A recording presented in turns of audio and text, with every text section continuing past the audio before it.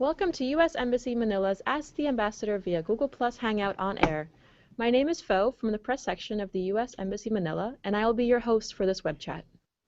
We are live at google.com/plus U.S. Embassy Manila, as well as our YouTube channel, youtube.com/US Embassy Manila. Let's get to it. We're excited to have U.S. Ambassador Philip Goldberg with us here today. Ambassador Goldberg originally hails from Boston, Massachusetts. He arrived in the Philippines just a few weeks after Typhoon Yolanda and has been busy traveling all over the country, meeting with students and local government leaders. Ambassador Goldberg also has a Twitter account. You can follow him at @AMBGoldberg. Welcome, Ambassador. Thank you. Thank you, Fo. I'm glad everyone's out there, and I think we're waiting for a few more of our bloggers to join. But I look forward to all your questions, and thank you all for being with us this morning and all the people looking in. We are joined today by our distinguished friends and guests who will all have the chance to ask their questions to Ambassador Goldberg. Our first guest is Avel Manansala. Avel is a blogger who writes mainly about General Santos City in his 5-year-old blog, www.gensantos.com. Hi, Avel. Hello, ma'am. Hello, Ambassador. Hi, Avel. Our next guests are the staff, faculty, and students from American Corner Batak at Mariano Marcos State University, Ilocos Norte. Hi, American Corner Batak.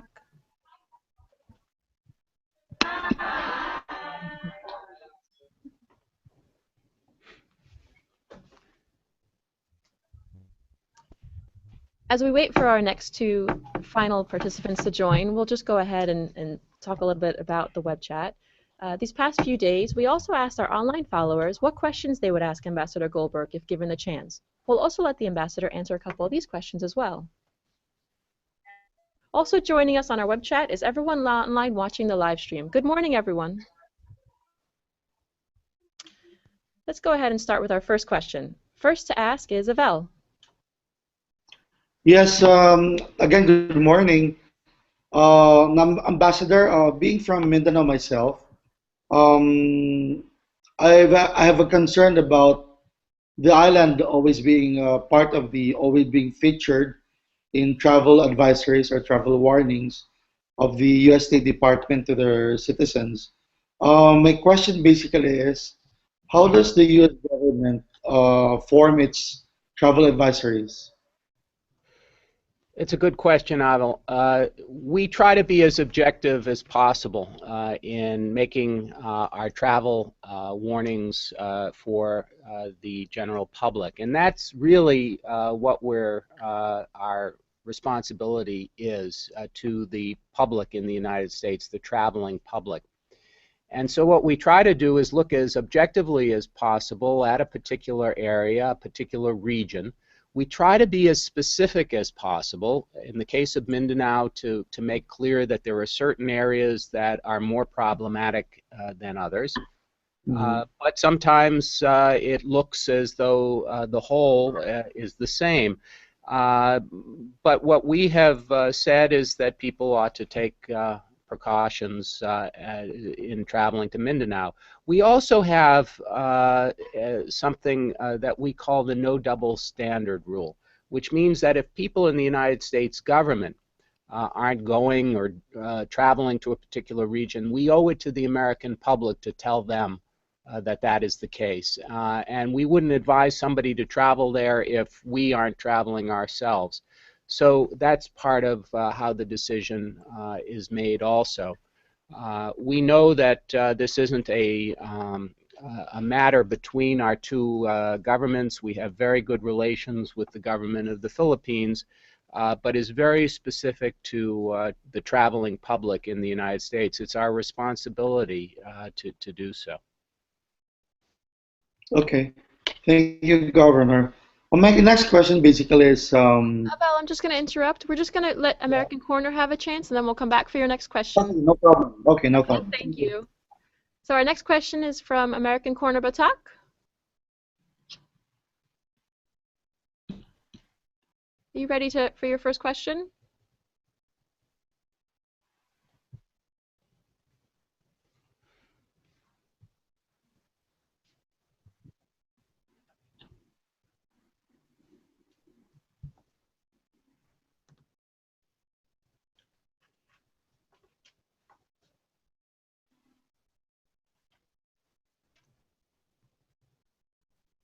Sorry, we're just having a little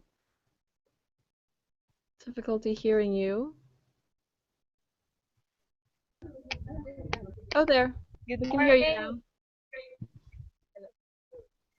Good morning, ma'am, sir. I am from the AB English Language Program of Mariano Marcos State City, and I would like to ask you a question. What benefits of joining the Trans-Pacific Partnership or TPP? Do you think that the Philippines should join the TPP? I'm sorry, I think the question was whether we think that the Philippines should join TPP. Is that right? Yes. I think the question is actually better posed by asking, do we, the Philippines, think we ought to join TPP? We think it's a good idea. We think it's a good idea for all the countries in the Pacific Rim to think about membership in TPP, the Trans-Pacific Partnership. First, what is the Trans-Pacific Partnership? It's an agreement that related largely to trade, but also other ways of doing business, such as environmental standards, labor standards, that would try to equalize and try to level the playing field for countries throughout the region to participate in more trade. And the reason that we think it's a good idea for the Philippines is that there are now 12 countries negotiating in the first round of initial membership in TPP. And should there be an agreement, the Philippines wouldn't want to be left behind in an agreement that would allow it to export more, to be a part of a larger trading system. It would also allow the Philippines to consider whether or not it wants to make changes in its economic policies to allow for more investment and perhaps more jobs here. These are decisions that will be taken, of course, in the Philippines, and are ones that the Philippines needs to think about. Your government, your business community, your foreign affairs department, all the people who are thinking about how to create greater prosperity for the Philippines and create more jobs.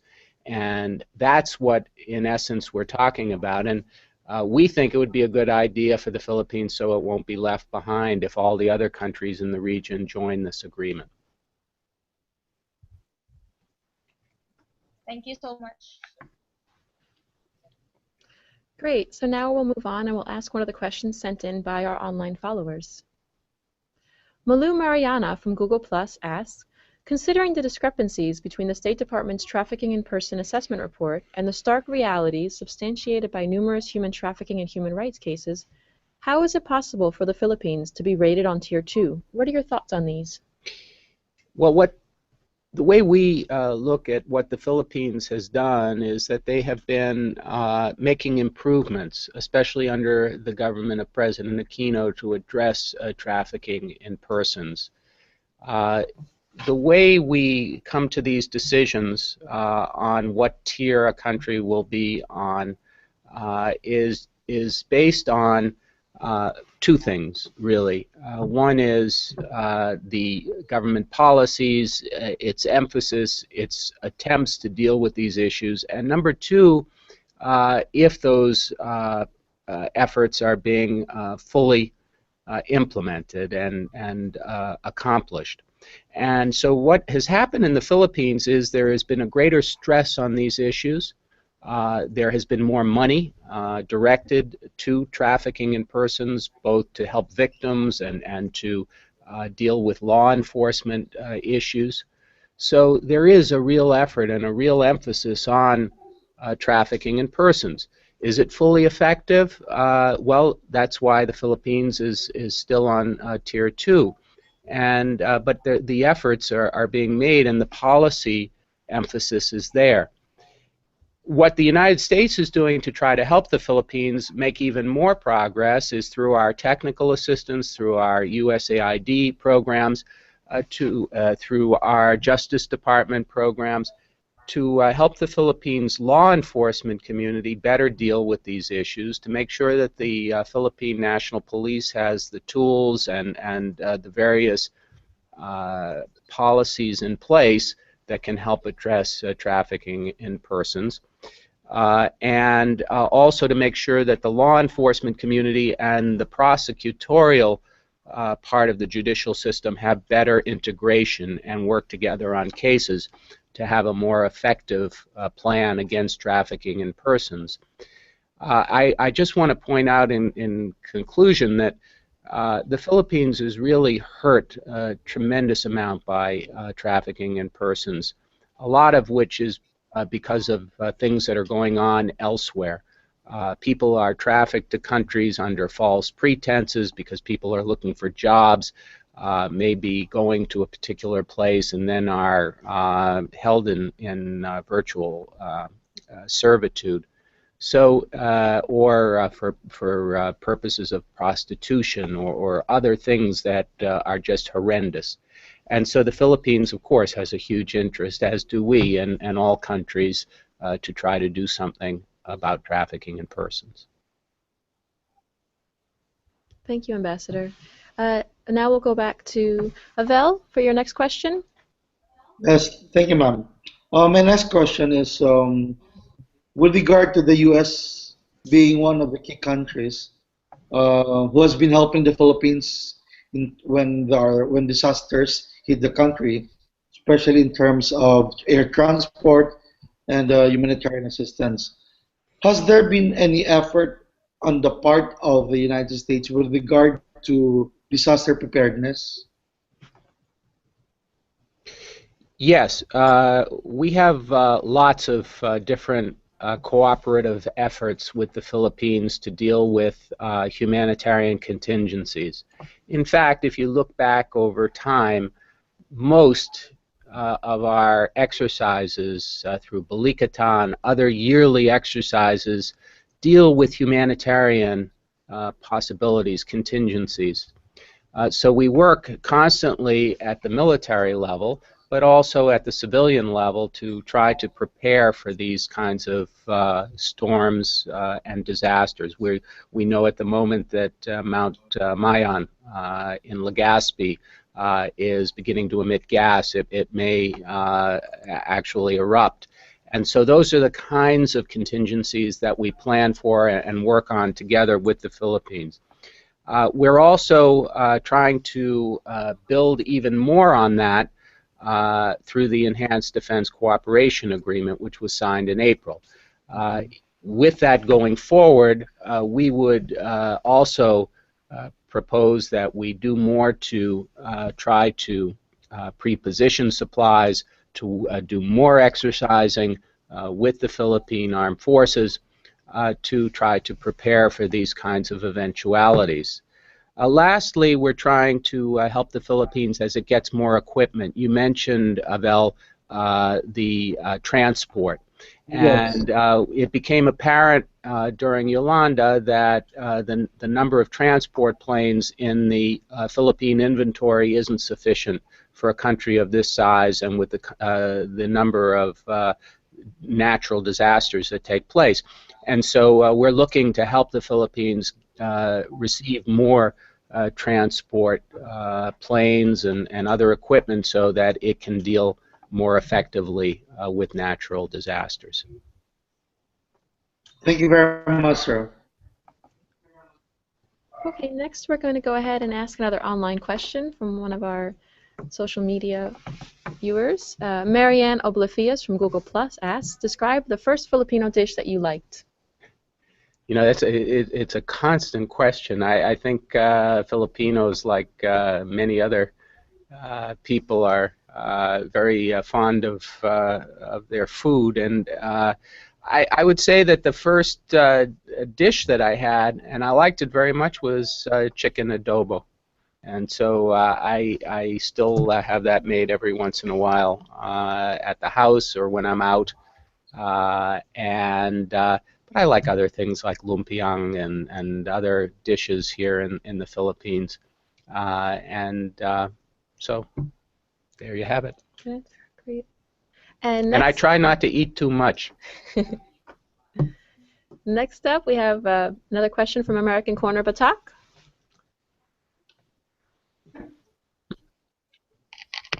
Good morning, ma'am. Good may morning, sir. actually erupt. And so those are the kinds of contingencies that we plan for and work on together with the Philippines. We're also trying to build even more on that with the Enhanced Defense Cooperation Agreement, which was signed in April. With that going forward, we would also Sorry, propose 1 minute. that We're we do just working more out to on the overlap here. reposition supply, We'll get to hear your question in just a more minute. exercise with the armed forces to try to prepare for these kinds of eventualities. Lastly, we're trying to help the Philippines as it gets mentioned about Thank you. Someone's listening maybe to it became Hangout. apparent We're hearing it.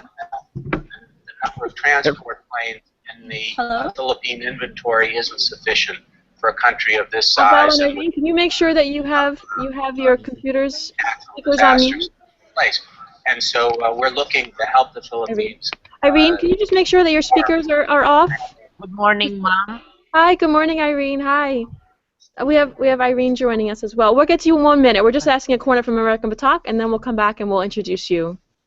Okay, back to American Corner. Do you want to go ahead with your question now? Yes, ma'am. Good morning. I am from the English language program at Marquette University. I would like to ask you regarding this matter, ma'am. What do you think is the best way to solve the problem that most third world countries, the Philippines, are facing? You'll have to repeat that question. Chicken adobo. And so Okay. I still have that made every once in a while.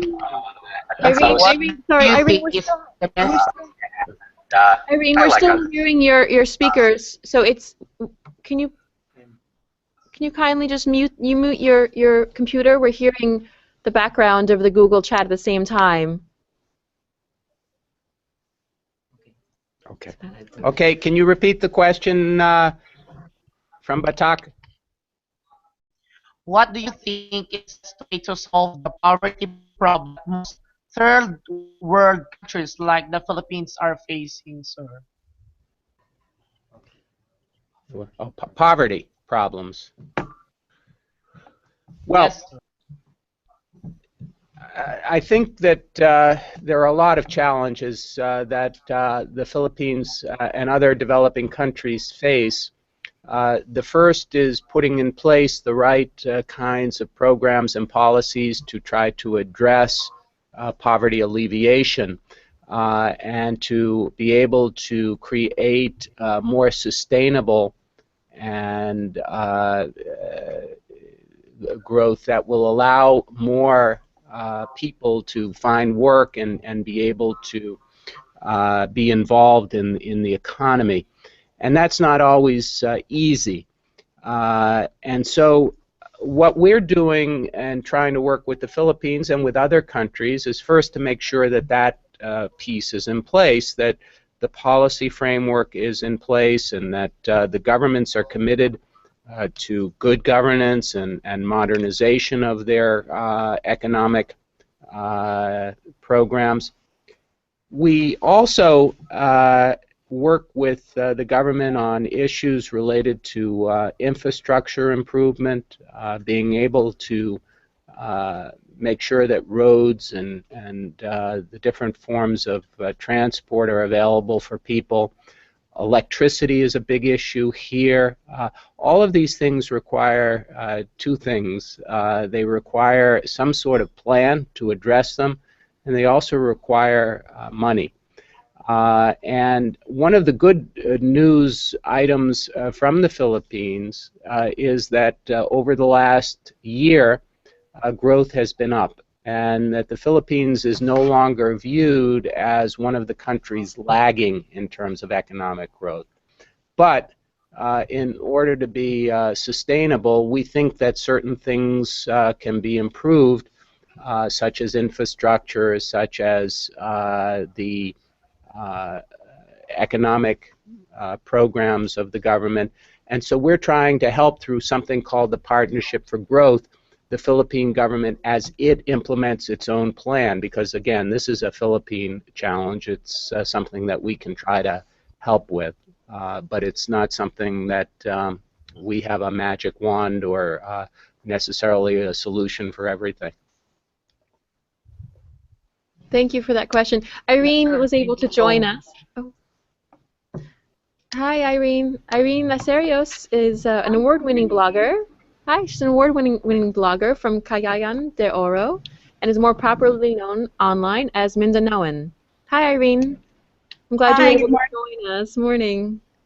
Do you want to go ahead and ask the question? Yes, Mr. Ambassador, you know, social media is very popular among the youth today. And in your role as ambassador, how do you think social media how important is social media in public diplomacy? Well, you just mentioned one thing, Irene, that I don't qualify for, which is popular among the youth. But, young at heart. Young at heart. Being young at heart, I do recognize that social media is a very important form of communication now. And it's really over the last 15 years that this has become the case. And so we try to, and I try to be as involved as I can with the embassy to try to communicate through Facebook. People can go to our U.S. Embassy Manila Facebook page. Through Twitter, I have, it's Goldberg Twitter. So I try to communicate that way. Yesterday I put out a tweet on Ninoy Aquino, for example. The day before, there was a message on a worldwide issue of violence against humanitarians around the world. So we try to put out messages that are important. I have to say that I'm a little less focused on some of the things about me or about putting out kinds of light things, because I think... American Corner, do you want to go ahead with your question now? I'm sorry? Good morning. I am from the English language program at Marcus University. I would like to ask you... Oh, sorry. Is that Juned? Sorry, Juned. We're just working on Irene's question, and then we'll get back to you, okay? Oh, sorry. I think you're watching the Google chat. Can you just mute it, Juned? Okay. Thank you. You'll have to repeat that question. So I still have that. Okay, thank you. Okay. Sorry, Ambassador. Okay. Irene, did you get my my response? Yes, I did. Thank you very much. What I think is that, as I said, I try to do a little less of the kinds of issues or social. The social part of the media. Social media can be a great tool also for communicating with people and to tell them, you know, where we stand on different things and putting out important messages. So I tend to stress those a little more than some of the other things about personal issues. I think it's also important, Mr. Ambassador, because you know social media makes it becomes more interactive. People get to interact with the embassy more. I agree. Thank you. Thank you, Irene. And I think, yeah, Juned was able to join us. Juned is a veteran blogger who just recently started an internet-themed radio show on DWIZ 882 AM. Hi, Juned. Would you like to go ahead and ask a question? Wait, sorry, hold on. We're just gonna make sure we can hear your question. Hold on. No, do we have him? We can't hear you, Juned. We're not able to hear your question. Are you on mute, maybe? Yeah. Okay. Are you on? Oh, there. Now we can hear you. Now Great. we can hear you. Perfect. Okay. Thank you. Good morning. In terms of science and technology, what are the endeavors now being pursued by the U.S. Embassy? Well, we signed an agreement, a science and technology agreement with the Philippines in 2012, and we're trying to build on that through more exchanges and more activity. What we do on a regular basis is engage with the Philippines on many issues related to the very important issues of climate change, biodiversity. There's a group, for example, from the California Academy of Sciences who were here a few months ago doing research off of Batangas, looking at the biodiversity of the region. And these are all the kinds of things that we're doing on a regular basis with the Philippines. I'd like to see that increase because I think I agree with the intent of your question, which is we should be doing more on that on those issues, especially on important issues of climate change, on keeping our waters clean. We should be doing more of that together. Okay, so does it mean we'll be doing some fellowships and exchanges more? We're working on that through this agreement that was reached. We have proposed a meeting in the next few months between the two governments to help flesh out some of those issues and exactly what more we can do. But we already have some programs and some science exchanges that take place. As I mentioned, the California Academy of Sciences, which we help facilitate. We also have Fulbrighters and others who sometimes are in the areas of science as well.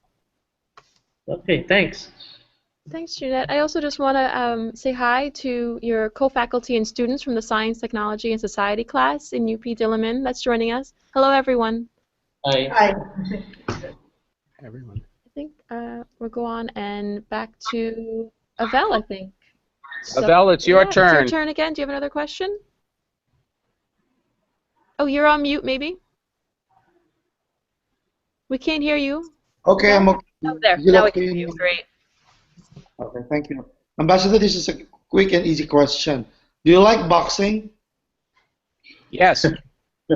Okay. I've been watching boxing before most of the before most of the people on this broadcast have been alive. I went to see the first in a movie theater, the first Ali Frazier fight in 1971 with my father. Well, that's Trilla in Manila, right? No, that was the second one. Oh, I see. Or the yeah. The reason why I ask you that question is because Manny Pacquiao also comes from General Santos City, where I'm from. And have you met the guy yet? Yes, I have. Okay. This is an easy question. Would you want to go up on the ring to have a spar with Manny Pacquiao, since you're taller than him? What do you think? I'm crazy? That's what I want to hear. Thank you very much, Ambassador. Next up, we'll have a question from Irene. Hi, Mr. Ambassador. Hi again. Hello again. Okay.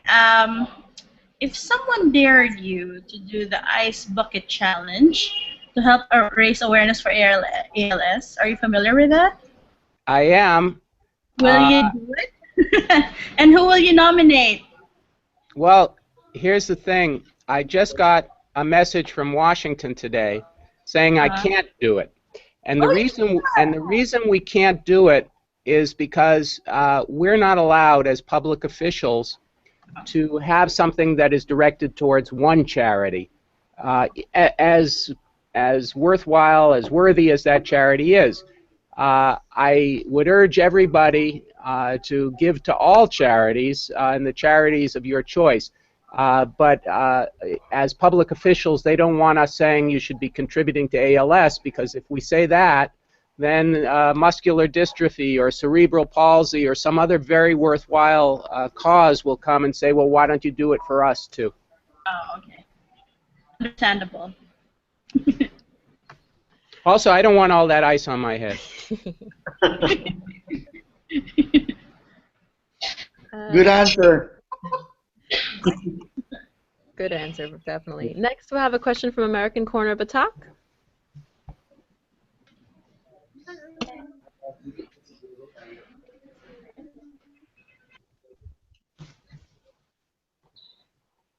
Good morning, sir. Good morning. Good morning, sir. Sir, for NBA. I'm afraid we're not hearing you, that we're having some audio problems from Batak. Um, Yeah, we can't Hello, hear. sir. I'm a Okay. student. Let's go to someone Yeah. else. Okay. Can you hear me, sir? We're gonna go ahead and take a question from Juned. Hi, I have a student here who has a question. Yes. Good morning, Ambassador. I was just wondering if, for example, you had to forever leave the Philippines and your flight was tonight, for a good reason, of course, theoretically speaking, what would be your most cherished memory of our country? I have 2 years and 3 months to have more cherished memories, so I don't think I've necessarily reached the point yet. I think the most memorable thing that I've done so far, and I wouldn't call it a cherished memory because it was so sad, was after arriving in the Philippines just 2 weeks after Typhoon Yolanda, I went to Leyte, and I spent Thanksgiving Day, American Thanksgiving Day, in Leyte, and in visiting with some of our forces, naval forces, who were there off the coast of Tacloban. And I think it was probably one of the most memorable Thanksgiving days that I've ever spent, because you know the spirit of our Thanksgiving is to be thankful for all of the bounty and all of the great things that our country has provided to us, and being there and trying to help others at that time was a very meaningful moment for me personally, but also for all the people, all of the Americans who were there that day. So that's one indelible memory that I'll have. Another cherished memory, and this is on a kind of a more positive note, or at least a lighter note, was when President Obama was here. It's always a great thrill, a great privilege to be involved in a visit of a President of the United States to the country in which we are serving. And that certainly was, and so that was really, really great. Thank you. Okay. Unfortunately, Sorry.